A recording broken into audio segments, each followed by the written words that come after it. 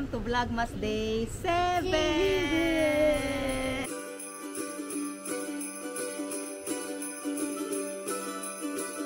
Daan ito.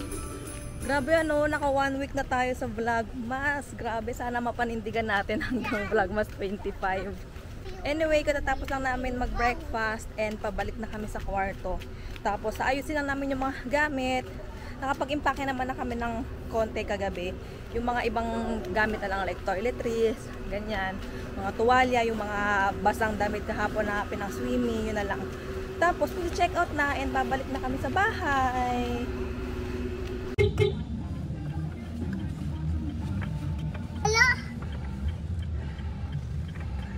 Tapos na yung... Nag-stop over muna kami dito para kumain and mag-CR break. Nakatulog din naman kami sa biyahe. Kami dalawa ni Gray Gray. Andito kami sa Chowking and nag-decide si Daddy na take out na lang namin. Tapos sasakyan na kami kumain. Pinagbata. Anong oras na kasi? 1:30 na din. Para hindi na kami matagalan sa biyahe. Para makauwi kami agad. Ang laking tulong nitong organizer na to. Meron na siyang parang table. Nabababa mo lang yung table. Tapos at least meron ka ng patungan na ganyan. Let's eat. Sopaw. Sopaw. Yeah, yeah, yeah. Ay. Tapos ayan si Gray Gray. Kumakain siya ng siopaw. Siya may siopaw. Yan. Sauce. Eat. Oh, may sauce yung ano niya. Siopaw.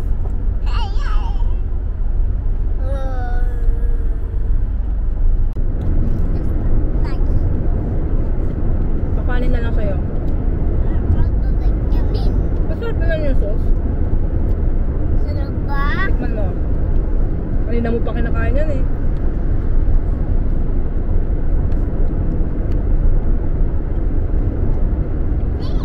Ang sabog mo na yung siopaw.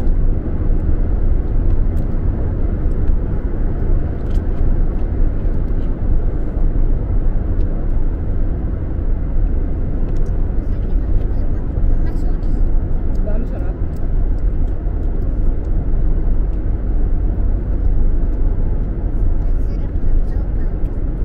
Sarap na siopaw.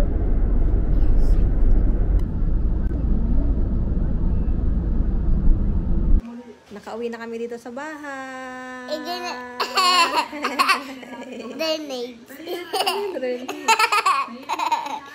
Pa-deliver na lang kami ng dinner namin. Kasi hindi kami nakapag-grocery. Bukas na kami mag-grocery. Ayan. Ito mga side dishes. Tapos, ito yung ulam. Ano yan? Kamote chips ata yan. Ito, bulalo tsaka lumpia yung in-order ko. Yan, ito yung chips. Videohan ko daw, sabi ni Gray Gray. Open mo. Ayan, ito yung chips. Videohan ko daw si Gray Gray. Oh, you try it. Is it yummy?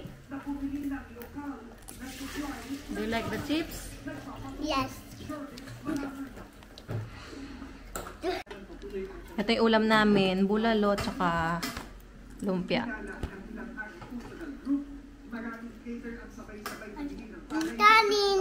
And kanin din. May video naman yung kanin. Meron nakita naman yung kanin.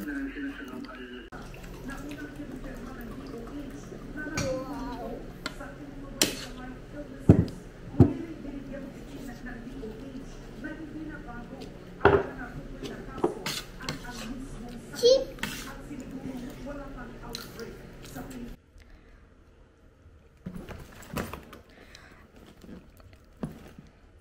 Ito talaga yung ayoko kapag galing sa biyahe, yung magliligpit ng mga gamit. Tapos ito puro labahan yan, although si Daddy naman yung naglalaba. So, bukas ko na asikasuhin yan kasi anong oras na. Alam mo yung pagod ka pagdating, nakakapagod yung biyahe kahit na wala naman akong ginawa sa biyahe, natulog lang din naman ako, hindi naman ako yung nag-drive.